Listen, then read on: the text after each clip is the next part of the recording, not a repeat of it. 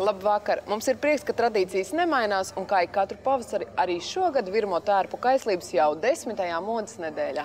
Diemžēl ierastās piesātinātās programmas vietā šogad bija skatāms vien pāris ievērības cienīgas skatas. Yeah, babe! Savilktās jostas princips, jeb taupības režīms krietni bija jūtams arī 10. Rīgas modes nedēļas laikā, kura šoreiz ilga vien 3 dienas. Es labi pamanīju to, ka kolēģi ļoti maz. Latvijas dizaineri ir pavisam maz. Man patīk tā kā vairāk grūstīšanās, vairāk notikumu, vairāk ap to viss, kas savīts. Novērojām, atklāšanas pasākumā ļaudis nemierīgi dīdījās gandrīz stundu gaidīdam, līdz visu acu priekšā tiks izveidota improvizēta mēle, jeb ceļš, pa kuru defilē nevis modeļi, bet gan SVH plus radio DJ. Viņi paši sevi dēvē par universāliem kareiviem. Нам-то что? Мы диджеи, мы представляем радио, и поэтому нам все равно. Все, любой кипиш, кроме ограбления банка и... То есть мы чтим уголовный кодекс, все остальное. Welcome! DJ demonstrēja kuku tēkraklus, kurus darinājusi jauna latviešu dizainere. Mēs taisam kreklus, kas ir veidoti pirmkārt ar rokām, otrkārt mēs paši taisam dizains un izdomājam idejas, kādiem jāizskatās. Modes nedēļas laikā sevi spoži pieteica vēl kāda jauna dizainere Alise Indriksone, kuras vārds daudziem modes korifējiem bija svešs. Pamanījām, ka Alise atbalstīja paši mazākie modes fani. Viņai tika arī kupli ziedu pušķi. Izrādās, Alise ir miljonāra Indriksona vedekla, mācījusies Austrālijā pēc pamatizglītības ekonomiste. Austrālijā es principā izdomāju to, ka tomēr mode tas ir man tuvākais, jo es strādāju pie viena modes dizainera, pie viņa asistenta, un tad arī es principā sāku mācīties to privāti. Pavisam kopā modes nedēļas laikā tika prezentēts 12 dažādas kolekcijas. Tā dēvētā pasākuma nagla bija itāļu modes nama Biblas skate, kuru papildināja mākslas vingrotais priekšnesums spilgts, mežonīgs un pārmaiņu pilns kā pati mode.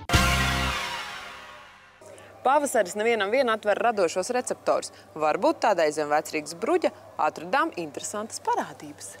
Latviešu mākslinieki, kuri savus darbus paslēpuši zem Vecpilsētas bruģa, šobrīd ar pilnu krūti bauda pavasari. Viens lec uz riteņu un ar lielu prieku iznīcina ziemas pēdējās atliekas, bet otrs saules stariem rāda savus stilbus, viņu asociācijas par pavasari. Pavasara atnākšana asociējās ar to, kad es beidzot varu šortus uzvilkt.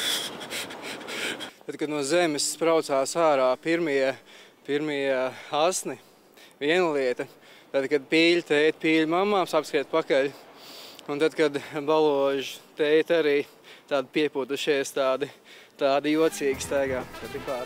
Abu mākslinieku ziemā sakrātie darbi tagad redzami Rīgas mākslas telpā, kur tie apvienot ar nosaukumu parādība.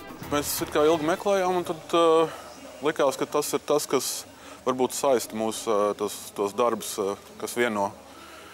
Tieši tas vārds parādība. Šīs izstādes būtība ir tāda, ka tiem tēliem, kas šeit darbojās, viņiem kaut kas parādās, viņi kaut ko redz. Viens tēls vēro garu tiltu sistēmu, ko pats uzbūvējis, cits klausās kuģu taurēs, kas pūš mola galā. Kāds ieraudzīs caurspīdīgus dvieļus, bet kādam parādās lidojumā saķertās domas lielos burbuļos, ko daži atcerēsies redzējuši, jo projektā staro Rīga. Vienam no māksliniekiem pašam ir bijusi saskarsme ar parādību. Es biju vēl, kad ar filmiņām bildēju, un pēc tam, kad attīstīju filmiņu, un tad izrādās, ka tur, kur es uz grīdas sēžu un šķirstās mans vecmāmiņas, teiksim, kaut kāds mīlestības vēstules, man aiz muguras ir tāda balta migla. Un tas ir vienīgais kadrs tāds. Arī izstādē ir gana daudz fotogrāfiju, tāpēc varbūt kādam skatītājam veiksies, un viņš pamanīs savādās parādības. Esiet vērīgi!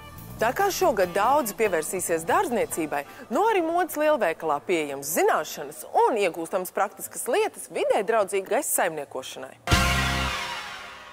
Nomainījis mājas cepuri pret dārznieka cienīgu galvas segu, saimnieciskais Guntis stilu bez tabū aicina stādu ekskursijā. Omulīgais vīrs ir lepns un patriotisks stādaudzētājs. Viss, ko es te audzēju, tā arī ir. Šeit līdz pircējiem nenāk neviens no ievestajiem stādiem. Te viss notiek pa īstam. Stādi ziemo dabiskos apstākļos un ir noderīgi arī kosmetoloģijā. Atliek tik rīkoties. Sabērziet pirkstos un pasmaržojiet. Jūt? Tāds aromātiņš ir. Pārstādīts Ziemassvētku egles skujas var izmantot kā vannas aromatizētāju.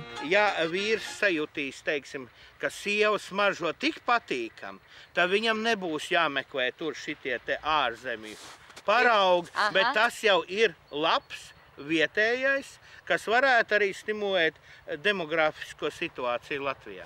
Laipojot pa stādu ejām un sekojot Gunta cēlajiem žestiem, zem sniega kārtiņas atrodam zaļus podus. Citi stādi vēl gatavojas, ka viņus iestādīs elegantos trauciņos. Šobrīd podos tiek dēstīts timjāns, ko likt uz palodzes un izmantot kā garšvielu. Stāda audzētavā notiek aktīva rosība, jo brašais kungs dažādus stādus kraus vezumā un vedīs uz modes lielveikalu Domina. Tur lieldienu brīvdienās notiks tirdziņš kaleidoskops un blakus modes lietām skraidīs truši, kā arī varēs iegādāties pašmāju zemnieku un dārznieku veltes. Es nekad neesmu teicis un neteikšu, ka stādi būtu modes prece.